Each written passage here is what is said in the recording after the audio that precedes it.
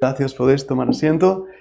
Y vamos a abrir las Escrituras, vamos a abrir en Lucas capítulo 22 y versículo 31. Lucas capítulo 22 y 31, mientras recogemos pantalla y todo esto, deciros también que la semana que viene tenemos Cena del Señor y los grupos que estáis ahí siguiéndonos, preparados para poder formar parte de ese tiempo de adoración. Estamos intentando hacer un equilibrio entre presencial y también los diferentes grupos que nos siguen en la distancia, y queremos sobre todo, ¿verdad?, de los que estáis ahí en Argentina, en Colombia, en Uruguay, en México, en Cuba, que os sintáis parte de la familia. Y por eso quiero deciros que lo que es el tiempo de adoración, y hoy lo hablamos con el equipo técnico, lo vamos a pasar a través de Zoom. Entonces, de esta manera podréis formar parte de ese momento de adoración por la mañana, pero a través de YouTube pasaremos a partir de lo que sería la Cena del Señor. Así que eso será el domingo que viene. Estad preparados para ello. Mientras tanto, habéis encontrado Lucas 22:31 justo antes del libro de Apocalipsis. Si alguien lo buscaba, es un poquito antes de llegar a Apocalipsis. Llegaste a Apocalipsis, lo pasaste. Pero en Lucas capítulo 22, voy a leer el versículo 31 y versículo 32. Lucas 22, versículo 31. Dijo también el Señor: Simón, Simón, he aquí Satanás os ha pedido para zarandearos como a trigo. Pero yo he rogado por ti que tu fe no falte, y tú, una vez vuelto, confirma a tus hermanos. Vamos a orar. Padre, en esta tarde quiero pedir tu ayuda para poder compartir tu palabra con mis hermanos. Hay momentos, Padre, donde la predicación resulta fácil y la carga emotiva está muy clara. Hay otros momentos en la predicación, Señor, donde el predicador lucha para saber qué decir y cómo decirlo, y la carga es tan grande que faltan las palabras.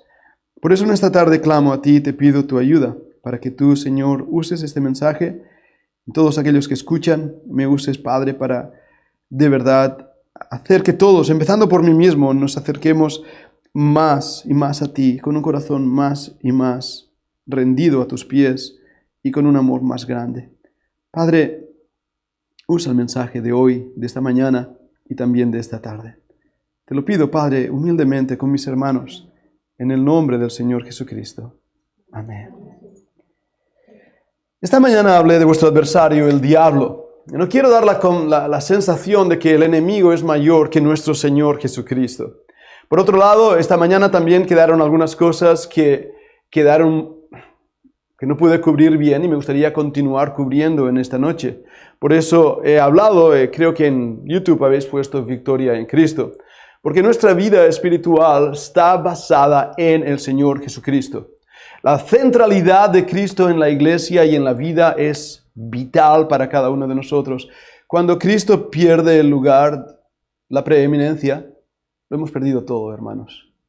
Pero tristemente, aún en las mejores intenciones, muchas veces Cristo es puesto a un lado. A la iglesia de Éfeso, el Señor le dice muy buenas cosas, pero le dice: tengo contra ti que has dejado tu primer amor.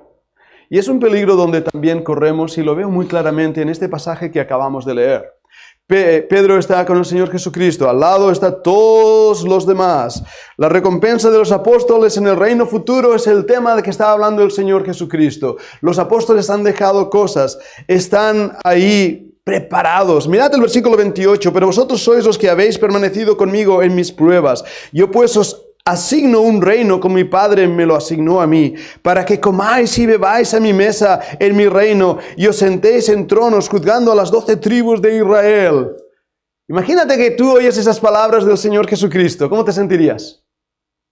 ¡Wow! ¡Qué extraordinario!, ¿verdad? Ahora Dios está reconociendo que yo he hecho algo por Él. Es lo que estaban pensando estos hombres. Pedro, lleno de su propio orgullo, dice el versículo 31, dijo también el Señor: Simón, Simón, he aquí Satanás os ha pedido para zarandearos como a trigo.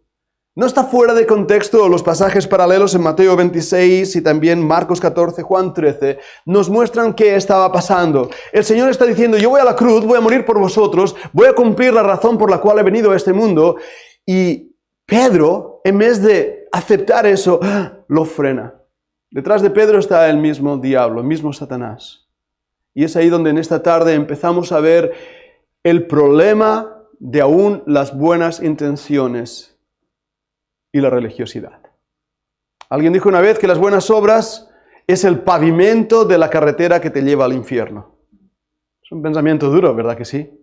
Uno de los grandes peligros que tenemos nosotros como creyentes es pensar que todas esas promesas que Dios nos ha dado y todas esas cosas que hacemos crean en nosotros una seguridad espiritual y un nivel espiritual que nos da cierta confianza. Es lo que estaba pasando a Pedro. Pero el Señor Jesucristo queda fuera de nuestras vidas. Y ese es el gran peligro. Hace días que tengo carga en mi corazón por un tema que es el abuso espiritual. De hecho, hoy estaba batallando si hablar del abuso espiritual o no, y al final me decanté por terminar el tema que hablaba esta mañana. También en las clases creo que fue Aquí yo vengo pronto, y si no, si las podéis ver, Cami habló de la violencia espiritual, ¿recordad esa clase? ¿Y qué es esto? Hoy lo hablábamos, ¿verdad? En la hora de comer, los que estábamos allí hablando. Quiero compartir mi propio testimonio. Cuando muchos de nosotros hemos pertenecido a congregaciones con líderes religiosos, llámense pastores, otros nombres, apóstoles, profetas, ancianos, lo que sea, hombres, al fin y al cabo, que han puesto sobre nosotros una carga espiritual que no viene de Dios, que viene de los hombres. ¿Y qué es la violencia espiritual y el abuso espiritual? Es que con la autoridad de las Escrituras, es decir, tomando la Biblia y tomando una serie de buenas intenciones, controlan tu vida para que hagas lo que el líder quiere. Eso es violencia espiritual. Y de alguna manera, muchos de los que estáis aquí presentes habéis estado sometidos a esa violencia espiritual, a la misma obra de Satanás. A la misma obra. Porque detrás de Pedro estaba Satanás obrando. Y es para mí espeluznante pensar que detrás de este Pedro, que había dicho una gran expresión de fe cristiana, ¿verdad? De convicción, unos capítulos anteriores, cuando él mismo dijo, tú eres el Cristo, el Hijo del Dios viviente. Y unos capítulos más tarde, el Señor le reprende y le dice, apártate de mí, Satanás. ¿Lo veis? ¿Por qué? ¿Vale? Simón, Simón, he aquí Satanás os ha pedido para zarandearos como el trigo. Mucho de este abuso espiritual produce en los creyentes ese zarandeo de falta de fe, donde uno pierde su confianza en la Biblia, pierde su confianza en Dios mismo por el abuso de personas, hombres, que ponen sobre nosotros cargas que Dios no ha puesto. Y qué horrible. Yo sabéis, que algunos que me conocéis de año, estudié en un seminario teológico en Estados Unidos, en Carolina del Norte. Vi ahí cosas que eran raras, eran cosas que me parecían fuera de lo normal, pero en ese momento yo como joven de apenas 23 años, por ahí, 23 años que me entregué por completo porque yo amaba a Dios, amaba su palabra, amaba al Señor Jesucristo, quería servirle, estaba en fuego con Él. Recuerdo haber ido muchísimas veces a orar por las almas perdidas. Ahí tenían un brush arbor, que es una especie de cabaña en medio del bosque. Yo iba ahí, pasaba tiempo con el Señor en oración. Mi corazón estaba en fuego. Pero yo fui cediendo cada vez más y más y más mis libertades en Cristo para seguir una serie de reglas y rudimentos humanos que me ataron a unas cadenas de religiosidad que hasta hace poco han estado conmigo. Y pensaba que estaba haciendo la voluntad de Dios. Hermanos, qué peligro tan grande tenemos cuando Cristo es puesto a un lado y nuestra propia satisfacción religiosa y nuestra propia justificación religiosa se convierte en el sucedáneo de la verdadera espiritualidad. Donde cuando creemos hacer lo correcto, pero estamos totalmente equivocados. Y ahí es cuando es tan fácil que alguien nos controle, que no sea el Señor Jesucristo. Estuve estudiando sectas, movimientos sectarios, tuve que estudiar un montón de diferentes sectas pero todas ellas se reúnen a unas 14 características que un día trataré más sobre ellas. Yo estaba estudiando en ese momento, recuerdo claramente esas 14 características, un trabajo de investigación realizada por una universidad en Argentina. No recuerdo el nombre del doctor que escribió estas 14 características de los grupos sectarios. Yo empecé a leer y pensé, ostras, el seminario de donde yo me gradué tiene 13 de estas características. Había una que no tenía, al menos que yo sepa, era el abuso sexual. El líder abusa sexualmente de los que están debajo. Y cuando vi eso me quedé, de verdad, como dicen en España, alucinado, ¿verdad? Me quedé frenado, ¿qué es esto? Lo malo de todo esto, ya digo, hoy no es el tema central del mensaje, pero lo malo de todo lo que estoy diciendo, hermanos, es que la fe de muchos es zarandeada y no quieren saber nada de Dios, de Cristo o de la Biblia. Satanás ha conseguido lo que quería. Satanás ha conseguido lo que quería. Los hermanos de Holanda nos compartían hoy su propio testimonio cuando ellos mismos estuvieron bajo un grupo sectario 13 años. Y como debido a lo que allí vieron, sus propios hijos ya no quieren volver a la iglesia. No quieren saber nada de Cristo. No quieren saber nada de la Biblia. Y de verdad eso entristece nuestro corazón. Porque la verdad es vendida en todas las plazas, como si no valiera nada. Ahora, hermanos, este es un diseño y un plan interesantísimo del diablo. La pregunta entonces que nos hacemos es, ¿por qué Satanás sigue acosando a los cristianos? ¿Cuál es su objetivo? Y su objetivo es zarandearnos. Y su objetivo es destruirnos. Y su objetivo es que nuestra fe decaiga y falte. Y lo va a hacer de cualquier manera, desanimándonos, desalentándonos. Y pensamos que siendo creyentes, todo va a ir bien y no va a pasar nada. Y vamos a tener todos los privilegios y placeres que queramos. Y no lo decimos, pero en muchas iglesias es lo que se predica. Y de esta manera la fe cristiana se envuelve en una confianza para el aquí y el ahora. Y cuando las cosas salen mal y hay dificultades y hay pruebas, entonces nuestra fe decae. Somos zarandeados. ¿Por qué? Porque no hemos entendido que hemos sido llamados a una batalla como esta mañana estuve predicando. Y entonces empezamos a dudar en Dios. Y vamos a ver cómo Satanás zarandea nuestra fe a través de algunos puntos. Y la pregunta primera va a empezar en Efesios 1:21, donde afirma que Jesús reina sobre todo. Vayamos un momento, vamos a ver algunos versículos que son interesantes y que nos tienen que hacer pensar. Nos tienen que hacer pensar Efesios 1 y versículo 21. En Efesios 1:21 dice así, dejadme leerlo, sobre todo, bueno, voy a leer desde el 20, a lo cual operó en Cristo, resucitándole de los muertos y sentándole a su diestra en los lugares celestiales, sobre todo principado y autoridad y poder y señorío, y sobre todo nombre que se nombra no solo en este siglo, sino también en el venidero, y sometió todas las cosas bajo sus pies, y lo dio por cabeza sobre todas las cosas a la iglesia, la cual es su cuerpo, la plenitud de aquel que todo lo rellena en todo. ¡Qué versículos tan bonitos, dignos de grabar en nuestras Biblias y de decir, pues bien, eso es lo que dice la Biblia, el Señor reina sobre todo? Pregunta que tengo, ¿incluyo ese a Satanás? ¿Sí? ¿No? ¿Incluye eso a mí? Sí. ¿Verdad?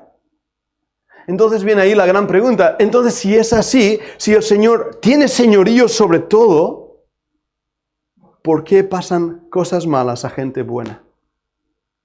¿Y por qué Satanás tiene esa autoridad, ese poder de enviarnos dardos y atacarnos y dañarnos y tentarnos, aunque la tentación ni lo necesita, ya lo hacemos nosotros solitos, ¿verdad que sí? No hace falta que nos tiente mucho. Pero esa es una gran pregunta. Y hoy esta mañana hablábamos de esas luchas y de ese poder del enemigo. Y antes de continuar adelante en mi mensaje, quiero remarcar algo importantísimo. Nuestro enemigo no es mayor que nuestro Señor en ningún modo. No exaltemos tanto al enemigo que pensemos y demos más luz y prioridad y protagonismo al diablo mismo que a nuestro Señor. Hay predicadores e iglesias que saben más del diablo que de Cristo. Hermanos, este no es el propósito de esta iglesia, este ministerio, este mensaje. Mi propósito es que vayamos a los pies de Cristo y que entendamos que si nuestra fe es zarandeada por el enemigo, es porque Dios permite cosas para que dependamos solamente de Él. Satanás no puede hacer más de lo que Dios le permite. Job, el libro de Job, es buen ejemplo de ello. Satanás hizo mucho. Pero Dios le dijo al diablo, no toques su vida. ¿Verdad que sí? Y él tuvo que obedecer. Y gracias a lo que Dios hizo en ese precioso libro de Job, el primer libro escrito en la Biblia, hoy tenemos esa historia de Job, el padre Job, como lo llama en Génesis 10, que nos muestra verdades espirituales para tu vida y para mi vida. La vida no es fácil, es un continuo lucha, una continua batalla. Pero hermanos, al final de esa batalla es la victoria.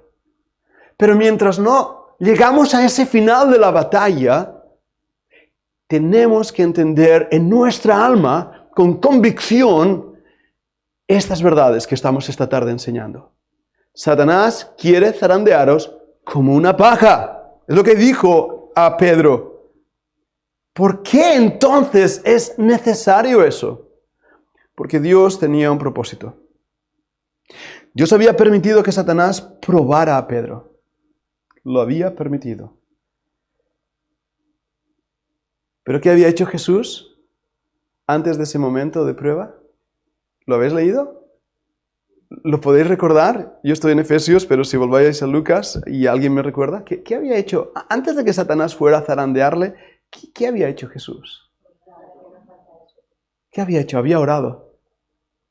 ¿Os dais cuenta que uno de los ministerios que Cristo hace por nosotros hoy es estar a la diestra del Padre intercediendo por nosotros? La obra de Cristo en la cruz continúa para nosotros hoy aquí. Soy muy consciente de que si mi Señor no estuviera al lado del Padre intercediendo por mí, yo no estaría aquí en esta tarde. Yo no podría estar hablándoos. Soy muy consciente que si Cristo no estuviera haciendo ese ministerio extraordinario, ninguno de nosotros estaría aquí esta tarde. Él oró por nosotros en Getsemaní. Aquella vez que tenemos reflejada la oración de Juan capítulo 17, donde él dice, yo oro no solo por esto, sino por los que han de creer por la palabra de ellos. Eso te incluía a ti y a mí. Él estaba orando por nosotros. Hermanos, tenemos que aferrarnos a la realidad de que el Señor nos va a mostrar vez tras vez, aún en nuestras luchas, que dependemos solamente de Él. Que debemos confiar solamente en Él. Y en el momento en que confiamos en nosotros, en nuestras fuerzas, en lo que nosotros somos, hemos fracasado totalmente. Totalmente. Las pruebas son necesarias. ¿Verdad que sí? No, me vas a decir, bueno, sí, claro, ¿cómo no? ¿Por qué son necesarios? ¿Tenía Jesús confianza de que Pedro iba a superar la prueba? Sí. He orado para que tu fe no falte. Satanás te va a zarandear, pero yo he orado para que tu fe no falte. Y hermanos, eso... Pedro, si seguimos leyendo ahí en Lucas, él dice, Señor, yo no te voy a negar, no voy a negarte. ¿Recordad la historia? Voy a volver ahí. El versículo 33, él le dijo, Señor, dispuesto estoy a ir contigo no solo a la cárcel, sino también a la muerte. Convicción, fuerza. Pedro estaba tan seguro de sí mismo, madre mía. ¿Ah? Yo he sido así, Y él le dijo, Pedro, te digo que el gallo no cantará hoy antes que tú niegues 3 veces que me conoces. Yo he sido así, Señor, te amo. Señor, soy tan espiritual. Ay, soy tan bueno. Es que no he matado a nadie, Ni lo he pensado. Bueno, un poco sí, pero no lo he hecho. ¿Ah? Tenemos un concepto tan seguro de nosotros mismos, tan seguro, mirad esto, yo estoy hecho de carne y hueso, igual que vosotros, os voy a confesar algo, los pastores somos los peores. Porque después de años de experiencia espiritual y de experiencia de trabajo, sabemos hacer las cosas. Sé cómo hablar en público, sé cómo orar, ¿verdad que sí? Sé hacer mis papeles exteriormente. Pero en mi corazón, ¿cómo está? ¿Cómo está?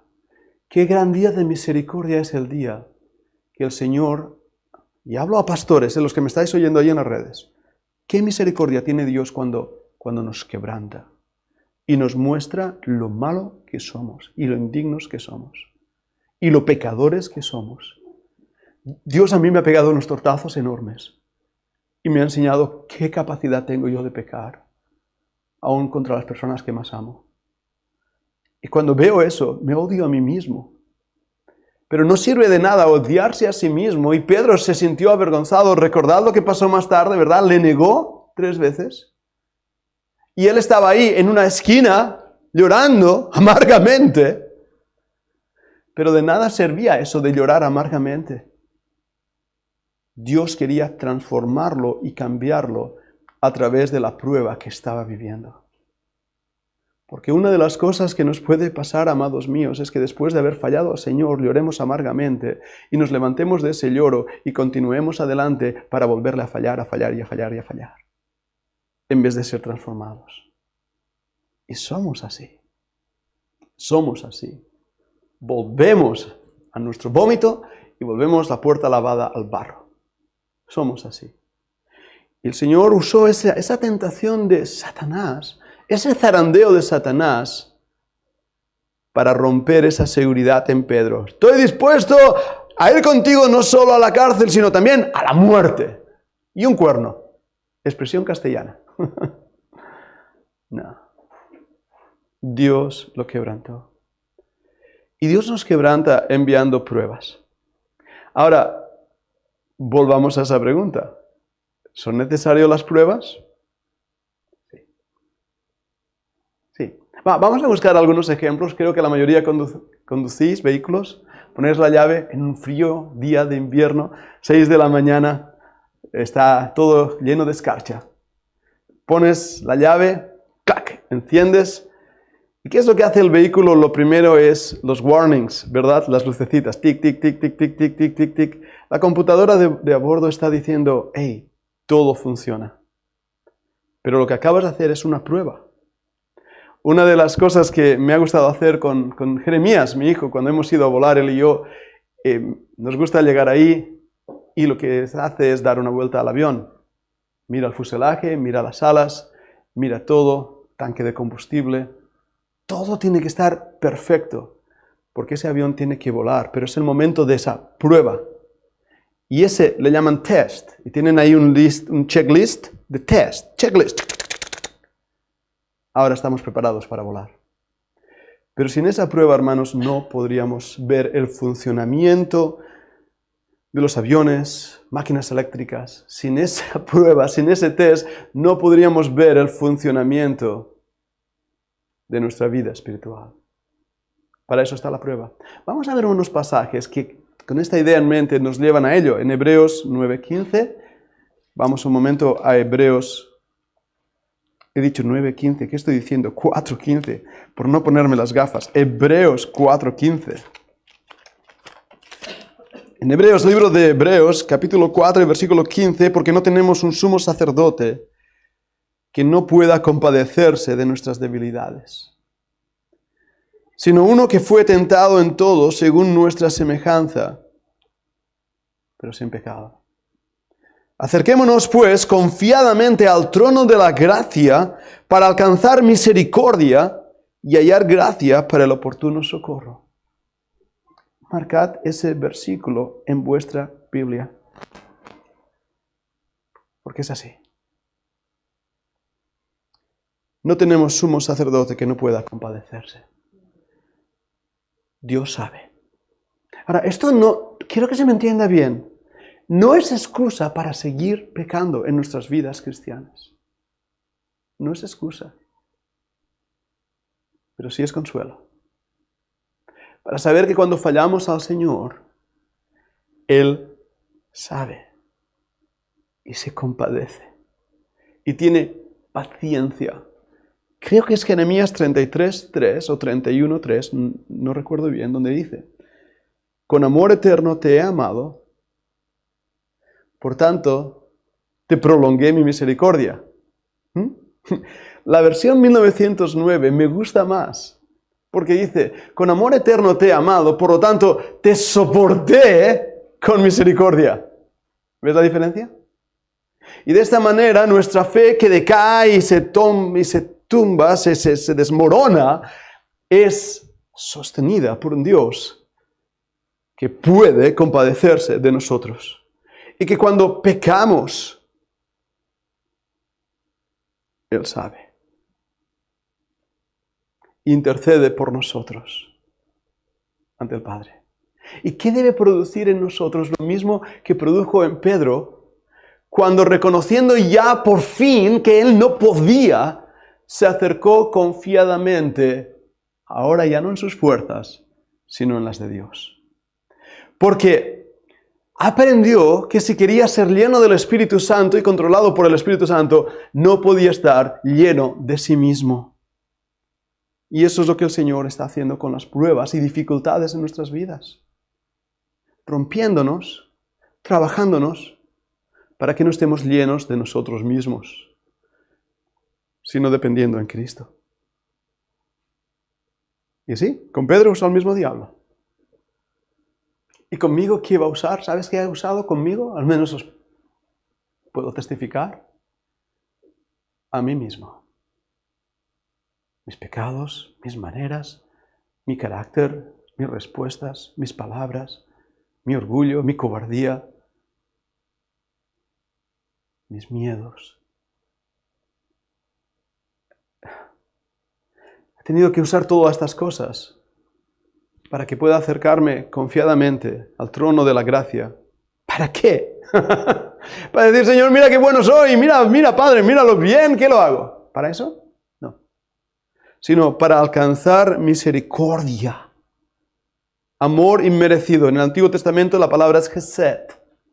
Misericordia. Y hallar gracia, charis, amor inmerecido, la misma palabra, para el oportuno socorro. Es ahí donde Pedro cae a los pies del Señor y dice: Señor, yo no valgo, pero tú sí. Tú sí. Y sé que mi fe ha sido probada. Y sé que te he fallado. Y sé que soy un desastre. Y sé que no merezco el amor que me has dado. Y sé que no merezco nada de lo que tú me has dado. Por eso caigo a ti, a tus pies, y te digo que te amo. He hablado ya varias veces en varias predicaciones y seguro lo habéis escuchado, pero lo voy a volver a repetir. Tal vez si alguno no lo ha escuchado, cuando el Señor Jesús le dice a Pedro: Pedro, ¿me amas? Después de haberle negado, ¿recordad la historia? ¿Y qué le dice Pedro? Señor, tú sabes que te amo. El Señor le vuelve a decir: Pedro, ¿me amas? Señor, te amo. Le volvió a preguntar la tercera vez, y la tercera vez, esta sí se entristeció Pedro, que por tercera vez le preguntara: ¿me amas? Y dijo: Señor, tú sabes todas las cosas. ¿Sabías que te iba a negar? ¿Sabías lo orgulloso que era? ¿Sabías lo lleno que estaba de mí mismo? Señor, tú lo sabías todo. ¿Sabías que Satanás me iba a zarandear? Tú lo sabías todo. Tú sabes que te amo. Está bien, Pedro. Apacienta mis corderitos, mis pequeñas ovejas. Pero cuando leemos esto en castellano perdemos algo. Perdemos algo muy interesante. Porque Jesús le pregunta a Pedro: agape mo, ¿me amas con amor ágape? Y Pedro le responde: fileo to, te respondo con amor filial.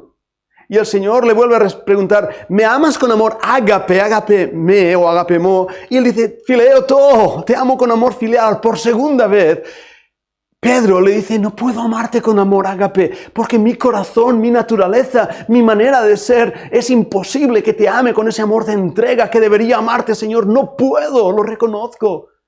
Soy un creyente desastroso, soy un creyente que he caído vez tras vez, soy un creyente que quise andar sobre las aguas en mi orgullo para mostrar lo valiente que era y me hundí en medio del camino. Señor, yo te dije que esto no te acontezca y dijiste, apártate de mí, Satanás. Señor, yo te dije que no te negaría y te negué hasta 3 veces antes que el gallo cantara. Algunos comentarios hablan de que el gallo era el que llamaba a la adoración en el templo. No sé si es así, no era una gallina, ¿de acuerdo? Pero sea como sea ese rabino que estaba cantando los cánticos de adoración o que estaba tocando el shofar para llamar a la adoración, fuera quien fuera ese gallo, el que fue un gallina fue Pedro, cuando negó al Señor. ¡Ostras, qué fuerte! Que incluso para amar somos cobardes. ¿Verdad que sí?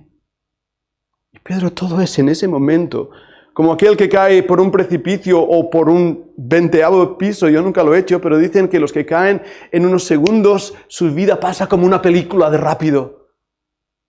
Y Pedro en esos momentos, su vida fue una película delante de su Señor y dijo, Señor, sabes que no puedo amarte con ágape, solo con fileo. Y por eso la tercera vez, en griego, se ve claramente, Jesús le dice, ¿me amas con amor filial, fileo? Y Pedro responde, sí, sí. Ese es el tipo de amor que te tengo. Cuando el Señor te lleva a ese lugar, te vacía de ti mismo. Es un día donde Dios ha mostrado su misericordia. Porque lo peor que nos podría pasar es que nos dejara nuestros propios caprichos y ilusiones y deseos. Y Dios nos trabaja para mostrarnos que las pruebas que llegan a nuestra vida tienen el propósito, el objetivo, la razón de crear en nosotros al Señor Jesucristo. Y no es fácil. Pedro nos va a recordar esta lección en su misma epístola. Vamos a leer 1 de Pedro. En 1 de Pedro capítulo 1, versículos 6 y 7. 1 de Pedro 1, versículo 6. De hecho voy a leer desde el versículo 5, donde habla de esa fe, para que su fe no falte. 1 de Pedro 1, 5, que sois guardados por el poder de Dios. ¿Quién nos guarda? Dios. El poder de Dios. ¿Mediante qué? La fe. Para que tu fe no falte. Para alcanzar la salvación que está preparada para ser manifestada en el tiempo postrero, en lo cual vosotros os alegráis. ¿Verdad que sí? ¡Claro que nos alegramos! Vamos a alcanzar por fin la salvación, vamos a estar por fin delante del Señor, vamos a ser llevados y arrebatados, vamos a escapar de la ira venidera. Aunque ahora, por un poco de tiempo, si es necesario, tengáis que ser afligidos en diversas, ¿qué? Pruebas. Para que sometida a prueba vuestra fe, mucho más preciosa que el oro, el cual, aunque perecedero se prueba con fuego, sea hallada en alabanza, gloria y honra cuando sea manifestado Jesucristo. ¿A quien amáis? ¿A quien amáis? ¿Os dais cuenta cómo Pedro sabía, estaba aprendiendo la lección? ¿A quien amáis sin haberle visto? En quien creyendo, aunque ahora no lo veáis, os alegráis con gozo inefable y glorioso, obteniendo el fin de vuestra fe, que es la salvación de vuestras almas. Pedro había aprendido las lecciones. Había aprendido que su amor hacia el Señor, imperfecto e inconstante, no era lo que le daba la salvación, sino esa promesa de Dios que era incambiable, esa buena voluntad de Dios, esa misericordia. Pero iba a ser probado. Iba a ser probado. Versículo 7, muchos no entienden bien al leerlo qué es lo que es precioso. Porque dice, para que sometida a prueba vuestra fe, mucho más preciosa que el oro. Y uno dice, mi fe es preciosa. ¿Verdad que sí? Nuestra fe que es mucho más preciosa que el oro. El problema es la traducción que no nos da pie para darnos cuenta quién es el sujeto de esa oración. Lo que es mucho más precioso que el oro no es vuestra fe. En el griego se ve clarísimo porque está en el mismo caso y en el mismo género. Lo que es precioso es la prueba. La prueba de vuestra fe. Pero lo que es precioso para el creyente no es la fe en este contexto, sino que la prueba, hermanos, es lo que hace que sea precioso. Y cuando Dios permite pruebas en nuestras vidas, es precioso. Porque nos acerca más al Señor. Nos hace por fin dejar de confiar en nosotros mismos y en nuestras fuerzas y en nuestras capacidades para depender absolutamente de Dios. Y es precioso. Cuanto más hablo con personas que sufren enfermedades, dolores, necesidades, más veo en esas personas la hermosura de Cristo. Ahora aquí, cuidado voy con cuidado. Si caes en la amargura no voy a ver la preciosidad de Cristo, voy a ver la amargura. Pero cuando la prueba es algo precioso, crea en nosotros ese carácter de absoluta dependencia en Dios. Y por eso necesitamos ser probados. Ahora, ¿controla Dios nuestras pruebas? Esa es una buena pregunta, ¿verdad que sí? ¿Controla Dios nuestras pruebas? Vayamos un momento rapidísimo a 1 Corintios 10:13. Y vamos a intentar explicar bien este pasaje, porque a veces no se entiende. 1 Corintios 10:13. Así que el que piensa estar firme, mira que no caiga, no os ha sobrevenido ninguna prueba, la palabra es tentación, que no sea humana, pero fiel es Dios que no os dejará ser tentados, probados, dicen otras versiones, más de lo que podéis resistir, sino que dará también juntamente con la tentación la salida para que podáis soportar. Ahora, ¿qué es el problema aquí? Que muchas veces vemos a Dios como un ser caprichoso que pone en nuestras espaldas cargas que debemos llevar. Y dice, a ver, ¿cuánto aguanta? Una carga más. Uy, aguanta más. Voy a poner ¡pum! Otra. ¿Ah? Dios no obra así. Dios no es ese Dios caprichoso que intenta ver cuánto aguanta a sus hijos. El énfasis de este versículo es que Dios está en control. Y Dios va a guardarte. Y Dios va a protegerte. Y Dios sabe lo que estás viviendo. Y que en esa prueba el Señor ya ha preparado la salida. La salida. Porque la prueba de nuestra fe es preciosa. Y Dios no es un Dios caprichoso, tiene un propósito. Y cuando Dios permite cosas en nuestras vidas, si realmente estamos en su voluntad y en su deseo para nosotros y estamos dispuestos a hacer lo que le agrada, cada una de esas dificultades en nuestras vidas nos está acercando más a Él, nos está haciendo más fuerte, más confiable, más rocosos, más seguros, más amantes hacia Él, que aunque no le vemos, caemos a sus pies y le abrazamos y le amamos. ¿Verdad que sí? No sé si habéis tenido la experiencia de abrazar a alguien cuando estás bajo estrés, o estás en unas situaciones de lloro, de desespero, estás en una situación de nervios y te abrazas a alguien y en ese momento que te abrazas, ¿qué es lo que sientes? Oh. Tengo experiencia abrazando, ¿verdad que sí? ¿No sentís eso? Por fin. Siento paz. Ahora sí. Todo está en calma. Todo está bien.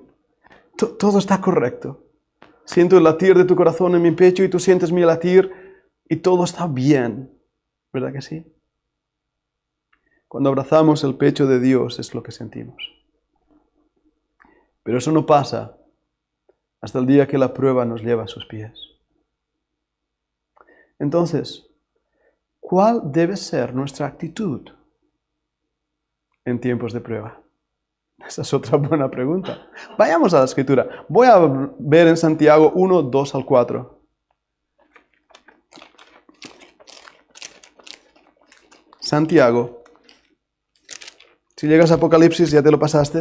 Está antes de llegar. Santiago 1, versículos 2 al 4. Dice así Santiago 1, 2 al 4. Hermanos míos, tened por sumo gozo cuando os halléis en diversas pruebas. ¿Gozo en la prueba? ¿Ya? Sabiendo que la prueba de vuestra fe produce paciencia. Mas tenga la paciencia su obra completa para que seáis perfectos y cabales sin que os falte cosa alguna. está diciendo estos versículos? Bien. Bueno, lo primero es tener gozo cuando os halléis en diversas pruebas. Porque el resultado de esa prueba va a ser que te acerques más al Señor, que seas más fuerte y estar seguro en Él. Pero aparte, vas a tener paciencia. Y ahora sí que la hemos armado. Porque uno de mis fallos, y tengo muchos, si quieres te doy la lista entera, pero con uno basta por hoy, es la falta de paciencia. Porque quiero que el Dios me dé las cosas ya. Y cuando no me las da, pienso, ostras, a lo mejor no me la va a dar porque no me la ha dado ya. ¿Ah? Y cuando hemos orado por cosas que Dios no nos ha dado, ¿cómo nos hemos sentido muchas veces? Frustrados. El Señor no me oye, ¿por qué no me ha dado? ¿Ah? El Señor quiere crear en ti paciencia. Y a veces va a usar la prueba para ese objetivo. Seguridad en Él. La palabra paciencia es hupomanei. Literalmente quiere decir permanecer debajo del tribulum. Estoy hablando en latín. ¿Y qué es eso del tribulum? Los que sois aquí de Castelbisbal seguro que habéis visto la tierra roja y los terrones de barro bien grandes. En ese tiempo, cuando no había maquinaria, hacían una madera grande con un montón de clavos en esa madera que traspasaban y entonces ataban eso a un caballo o a 2 bueyes. El hombre se ponía encima de eso y lo iban arrastrando y esa como iba arrastrando los terrones, iba destruyendo, iba haciendo que esos terrones se convirtieran en arenisca mejor para plantar. El tribulum era ese aparatito. Imagínate que esos pinchos pasan por encima tuyo. Camisa de rayas. Eso es hupomanei. Permanecer debajo. Hermanos, estoy seguro que algunos de nosotros estamos permaneciendo debajo en este mismo momento de un tribulum, de una tribulación. Dios lo sabe. Pero Dios está creando en ti un propósito. Sacar toda autoconfianza, todo orgullo, toda dependencia en ti mismo y todo ser lleno de uno mismo. Para que como Pedro seamos llenos de Dios. Seamos y confiemos en Dios, que Dios hace lo que quiere, como quiere, pero que es un Dios amoroso, no caprichoso. Un Dios que tiene un propósito y un objetivo, y por lo tanto podemos confiar en Él. Ya.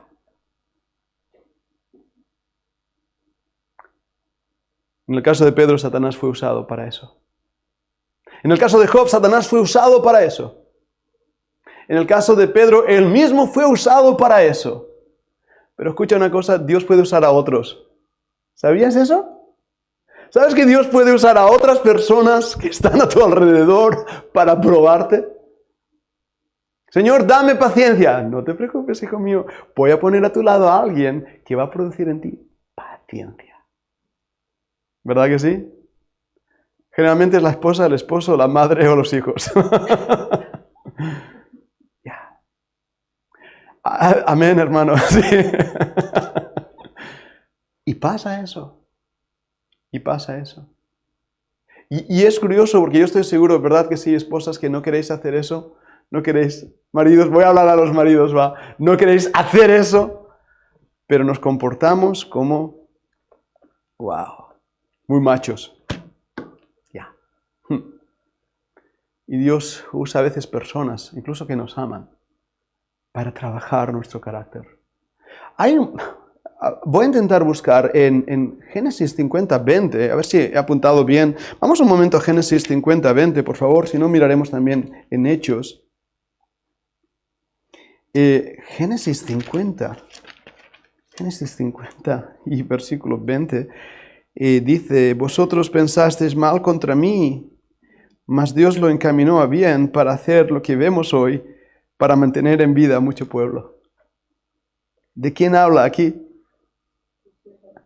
¿De José? De los hermanos de José. ¿Te gustaría tenerles como hermanos? Ajá. ¿Te gustaría ser como José? Claro que sí. ¡Wow! Al final de la historia. ¿Te gustaría estar en el pozo? ¿Estar ahí en casa de Potifar? como esclavo? ¿Te gustaría estar en la prisión? ¿Te gustaría estar olvidado? ¿Te gustaría ser traicionado, casi muerto, asesinado? ¿Te gustaría todo ese tipo de vida? ¿Verdad que no? José no sería José sin todo eso. Y José aprendió paciencia y confianza a través de sus hermanos, que Dios usó para llevar a cabo el propósito en su vida. Y esto para mí es difícil de entender. Yo mismo os lo estoy compartiendo y os lo digo de verdad. No lo acabo de poder gestionar en mi propia vida, porque muchas veces Dios va a usar a personas en tu vida para apretar botones rojos, para apretar cosas en tu vida que te desquician. Y no sé por qué, a veces los que más aman son esos, justamente esos. Pero Dios permite esas cosas con un propósito, con un objetivo. Dios estaba en la vida de José. Y si estoy equivocado, el Señor me perdone y me enseñe, pero yo veo que no hay nada pequeño en mi vida. Que muchas de las cosas que pasan, aunque yo no las entiendan, tienen un propósito. Y sé también, hermanos míos, que muchas de las cosas que nos pasan son el resultado de nuestras decisiones. Y voy a ser muy clarito ahora. No tiremos la culpa a Dios por nuestras decisiones. Porque cuando nos hemos equivocado y la hemos armado, tenemos que decir, yo lo hice, fui yo y es mi culpa. Yo tomé la decisión. Ay, Señor, pero es que tú lo hiciste. No, ese fue el pecado de Adán y Eva en el jardín del Edén. Sacar las culpas ¿Y qué dijo Adán? Señor, la mujer que tú me diste. ¿Qué estaba haciendo Adán? Tirándole la culpa a Dios por haberle dado esa compañera. Y Dios dijo, no, Adán, no te equivoques. Fue tu decisión. Fue tu decisión. Y hermanos, a veces cuando tomamos decisiones, echamos la culpa a Dios por nuestras decisiones. Ahora, es diferente, y lo tengo que decir también, cuando tú estás dispuesto a hacer la voluntad de Dios en tu vida. Eso es muy diferente. Y lo creo por lo que digo. José, en Génesis, no tuvo poder decisorio. ¿Verdad que no? Tuvo un carácter que Dios tuvo que darle. Es que este niño era pesado, era preferido de su papá, era un niño que todas las cosas, era el soñador. ¡Qué rabia de niño! Poneros en situación. De verdad. ¿Qué hacemos con este chaval? Yo qué sé, pero estoy harto de él. Es que parece que sea el centro de la familia. Es que además, el preferido de mi padre. ¿Verdad que sí? Mira, ¿sabes qué? Vamos a matarlo. ¡Ostras! Menos mal que había uno de los hermanos misericordiosos, ¿no? Lo echamos a un pozo y ahí se queda. Pero mira, ¿ves por dónde? ¿Ah? Viene una cabalgada, se dice así, cabalgata, un montón de camellos, con beduinos del desierto. Yeah. Mira que hay desierto y es grande el desierto, pues por ahí vienen unos que se van para Egipto. Y ostras, vamos a sacar un poco de dinero de este renacuajo, de este mocoso, y ahí empieza la historia de José. ¿Estaba Dios en el pozo? Sí. ¿Por qué había un pozo ahí? Tal vez podían haber estado en otro sitio que no hubiera pozo. ¿Por qué pasó justamente en ese momento esos beduinos? ¿Por qué no antes, no después, sino en ese preciso momento? Había cosas y había decisiones en la vida de este hombre, de José, que no dependían de él, que le superaban en muchísimas cosas, que no entendía. Pero Dios estaba con José. Esa es la frase que se repite en Génesis vez tras vez en la biografía de Moisés. Y Dios estaba con José. Y Dios estaba con José. Y hermano mío, si Dios está contigo, es porque estás haciendo su voluntad a pesar de las dificultades, de las pruebas, de las situaciones. Y Dios trabaja con ello para que nuestra fe, que es más preciosa que el oro, no, para que la prueba de nuestra fe, para que la prueba más preciosa que el oro, nos transforme y nos lleve a un punto de amar al Señor con tal dependencia que digamos, Señor, yo no quiero ser yo, quiero ser tú. Quiero vivir para ti, quiero que tú me controles, me llenes, dependo de ti, ya no puedo yo mismo, Señor, dependo absolutamente de ti. Cuando llegamos a ese punto, hemos entendido una lección espiritual tremenda.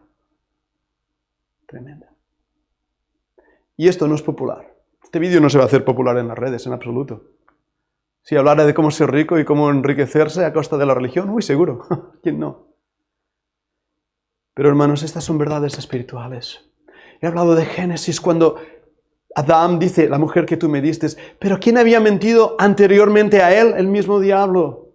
Cuando se acerca a Eva y le dice Génesis 3, no vamos al pasaje, pero lo conocéis bien. Estaba siendo tan astuto, estaba poniendo duda en lo que Dios había dicho a Eva. No, sabe Dios que del día que de él comiereis seréis como dioses. Dios no te está diciendo la verdad. Dios te ha engañado. Hay algo que Él tiene y no quiere darte. ¿Es ese el tipo de Dios nuestro? Él dio su Hijo por nosotros. Él dio su Hijo, lo más amado de Dios, su Hijo. Lo dio por ti, lo dio por mí. ¿Cómo nos atrevemos a decir que Dios no nos ama y por eso no nos da lo que le pedimos? Claro que nos ama.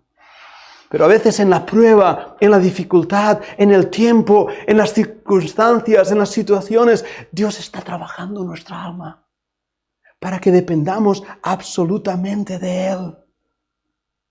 Es que Dios ha dicho que no comamos del fruto ni lo toquemos. ¿Había dicho Dios que no lo tocaran? Eva añadió a lo que Dios había dicho. Y así es la popular cristiandad de nuestros días, donde añadimos cosas que Dios no ha dicho, haciendo a Dios mentiroso.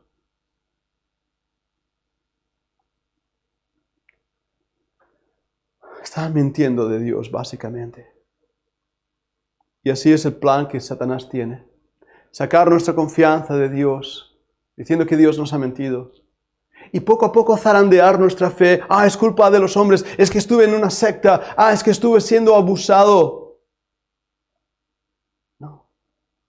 Es momento de que corramos al Señor. Debemos estar alerta en contra de los enemigos. Debemos estar alerta en contra de los zarandeos del diablo. Estamos en una lucha, hermanos. Tenemos que estar en guardia. Esta mañana lo prediqué. Estamos en una batalla. Pero una de las cosas que debemos entender es que debemos poner nuestra confianza en Dios. Sin miedos ni temores. Vamos a ver unos últimos pasajes en Hebreos 2.15. Hebreos 2.15.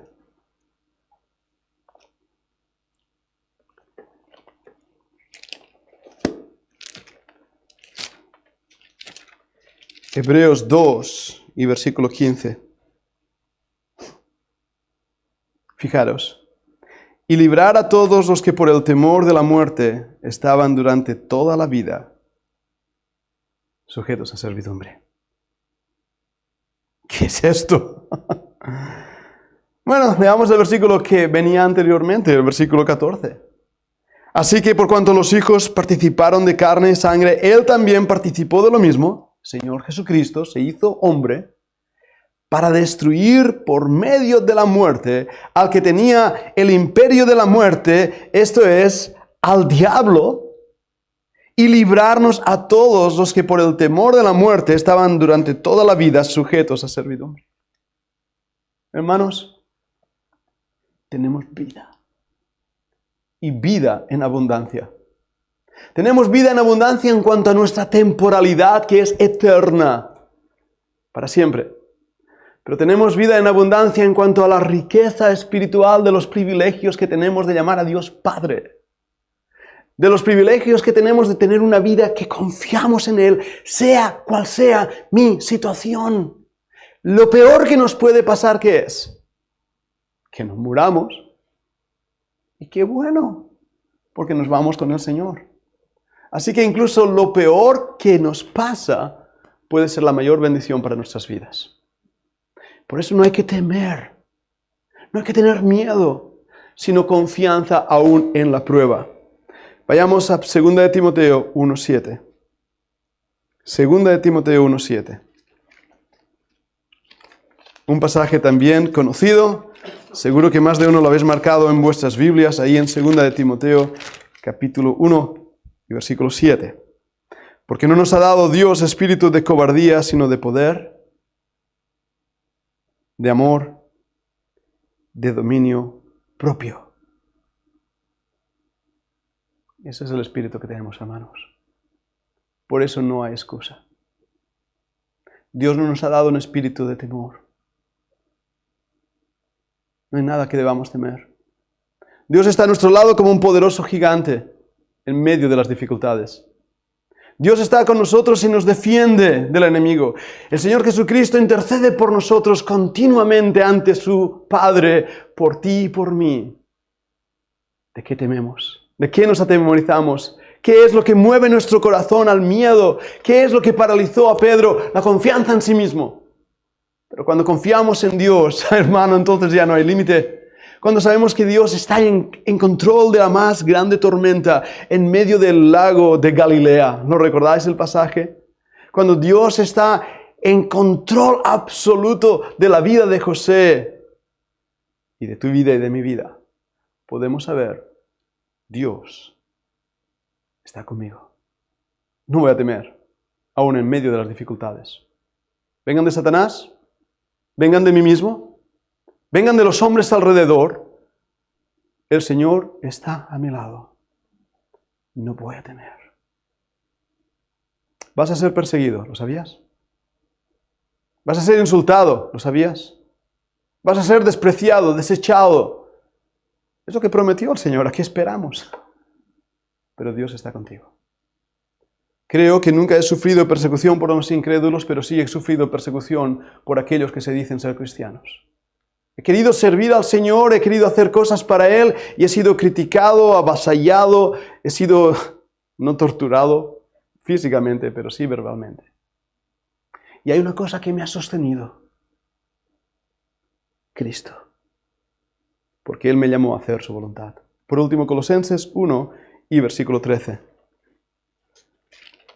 Colosenses 1, 13.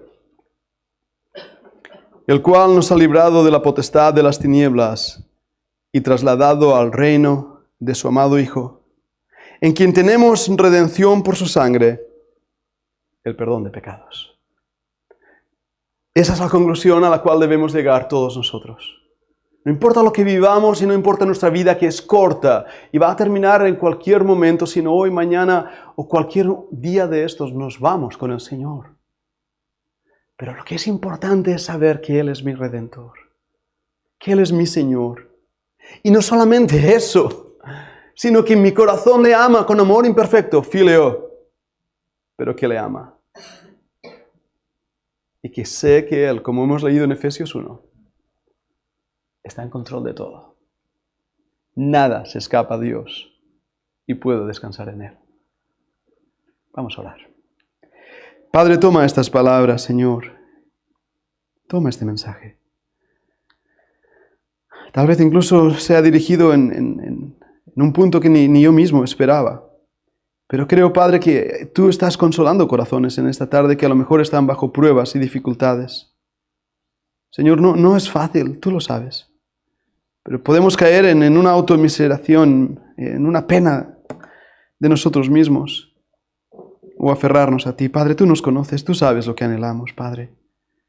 Tú sabes lo que nos gustaría que pasara y nos preguntamos tantas veces, Señor, ¿cuál es el propósito? ¿Por qué? Hay momentos donde no tenemos respuesta, hay momentos donde la prueba nos supera y hay momentos donde parece, Señor, que Tú no oyes, pero Tú oyes. Y hay momentos donde justamente lo que no deseamos es aquello lo que pasa, pero Tú estás en control. Señor, simplemente ayúdanos a caer a Tus pies, a abrazarte a Ti, Padre. Abrazarte a Ti y depender de Ti. Y Tú haz de nosotros lo que quieras. Somos Tuyos, Padre. Glorifícate en nosotros. Tú nos has comprado con Tu sangre, no nos pertenecemos. Glorifícate en nosotros. Sí, Padre, me gustaría verlo hoy, ver hoy esas respuestas a tantas oraciones. Pero Padre, si no es hoy, Manténnos en paciencia, haciendo tu voluntad. Podamos escuchar esa voz detrás nuestro diciendo, este es el camino, andad por él. Ayúdanos a dar un paso en tu voluntad hoy, Padre. Ayúdanos a estar seguros de que estamos en el camino correcto. Padre, lo necesitamos como iglesia, como individuos. Transfórmanos, Padre. Estoy orando con mis hermanos y esta oración es igual de importante que el resto del mensaje, Padre, porque es el clamor de nuestra alma, el que seamos transformados por ti. Tú conoces la situación de cada uno de mis hermanos, los que están sufriendo ahí con enfermedades, con dolores. Preciosos hermanos y hermanas que están sufriendo con dolores y sin queja alguna, te siguen sirviendo, te siguen amando, siguen siendo de inspiración y de ejemplo para muchos. Hermanos que no tienen a veces ni que ponerse nada en la boca para comer y tú estás ahí con ellos. Padre, perdónanos por nuestro orgullo, nuestras quejas, nuestra cobardía, nuestros pecados. Ayúdanos, Padre. Te lo pedimos en el nombre de Cristo.